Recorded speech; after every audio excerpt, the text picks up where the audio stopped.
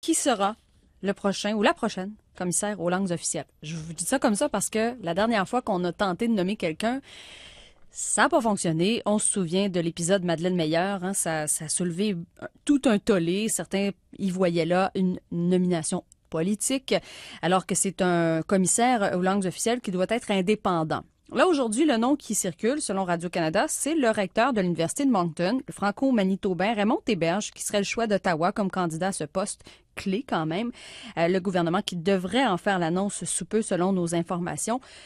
Pour discuter de ce nom, qui est Raymond Théberge, on a avec nous le chercheur postdoctoral à la chaire de recherche sur la francophonie et les politiques publiques à l'Université d'Ottawa, avec M. Martin Normand. Bonjour. Bonjour, Mme Saint-Onge. D'abord, est-ce qu'on s'attend à autant de vagues avec le nom de Raymond Théberge?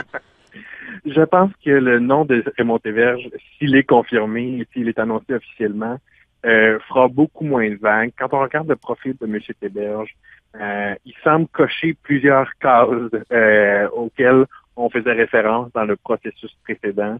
C'est-à-dire qu'il y a de l'expérience dans le milieu communautaire, dans le milieu gouvernemental, dans le milieu universitaire. C'est quelqu'un qui vient de l'Ouest, qui a travaillé en Ontario, qui travaille maintenant dans l'Atlantique, donc qui a une expérience de plusieurs communautés. Donc, je pense qu'au sein des communautés, ça va faire beaucoup moins de vagues cette fois-ci. Mais au-delà de ça, au-delà de son profil, il faudra voir ce qu'il pourra apporter à cette fonction-là, si sa nomination était effectivement confirmée. Oui, mais là, déjà, on voit, on commence à entendre des réactions, entre autres d'Yvon Godin au NPD qui dit c'est inquiétant parce que c'est encore une fois un ami du Parlement, quelqu'un qui connaît très bien le cercle libéral. Est-ce qu'il y a un risque comme ça de nommer Raymond Théberge comme commissaire aux langues officielles? Personnellement, je connais pas les liens de M. Théberge avec le Parti libéral du Canada. On verra une fois qu'il sera devant le comité parlementaire, soit de la Chambre des communes, soit du Sénat, s'il aura à répondre à de telles questions. On pourra se prononcer à ce moment-là si de telles révélations sortent. Mais à tout le moins, c'est pas quelqu'un qui vient tout juste de sortir de l'arène politique. Donc, Mhm. de ce point de vue-là, il y a peut-être une certaine distance, mais pour le reste, je connais pas suffisamment le parcours de M. Tébet. Je me prononcer sur ses liens avec le Parti libéral. Mais justement, parlons-en du processus, parce que là, c'est bien de dire c'est le choix d'Ottawa, mais la dernière fois, c'était le choix d'Ottawa aussi, Madeleine Meyer, et on Mhm. connaît la suite des choses. Là, ça ne s'est pas passé comme le souhaitait le gouvernement, parce que le gouvernement n'a pas le mot, le dernier mot là-dessus.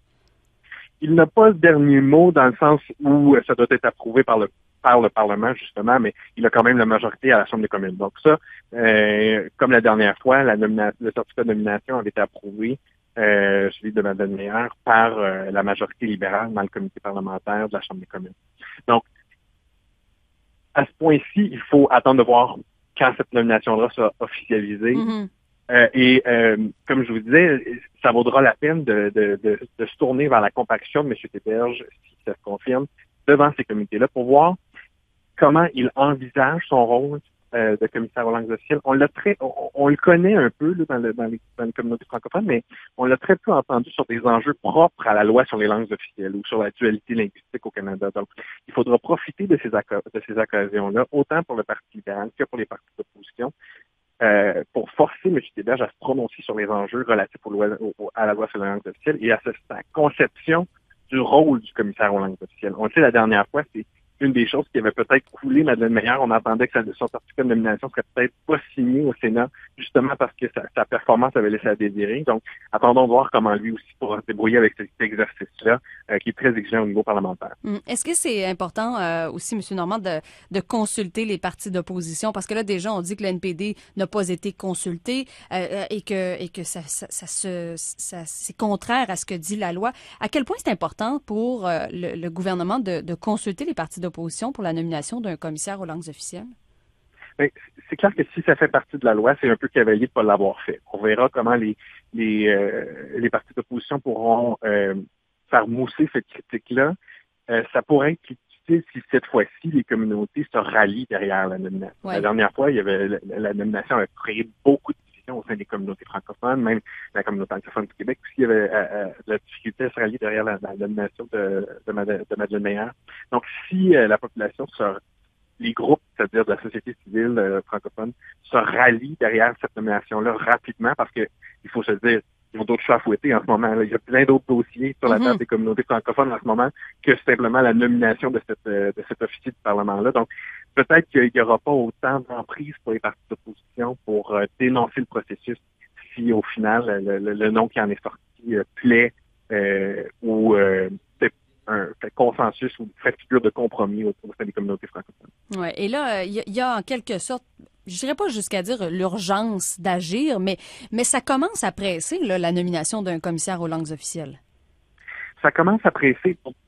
Je pense qu'il y a des enjeux de légitimité de deux ordres. D'abord, il y a la légitimité du commissariat aux langues officielles. Il faut comprendre que la commissaire par intérim qui est en place fait un bon travail, a cheminé ses troupes, mais il est temps d'avoir quelqu'un là en permanence qui pourra donner une nouvelle impulsion au commissariat aux langues officielles, qui devra se prononcer sur des enjeux très importants. Là, on entend beaucoup parler de la loi sur les langues autochtones, on entend parler du prochain plan d'action, donc il y a beaucoup d'enjeux sur lesquels le commissaire devra se positionner.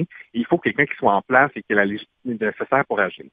Et il y a la légitimité du commissaire, mais il y a aussi la légitimité du processus mis en place par le Parti libéral, parce que au-delà du commissaire aux langues officielles, il y a une poignée d'officiers du Parlement là, qui sont en attente de nomination ici. Encore une fois, cette nomination-là devait échouer.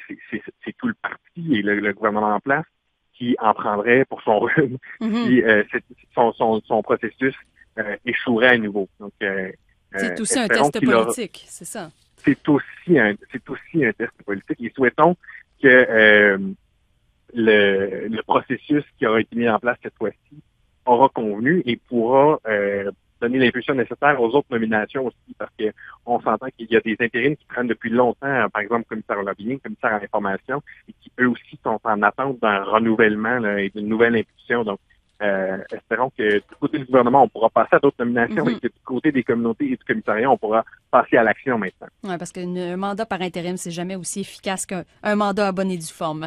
Martin Normand, chercheur postdoctoral à la chaire de la recherche sur la francophonie et les politiques publiques à l'Université d'Ottawa. Toujours un plaisir. Tout à fait. Au revoir.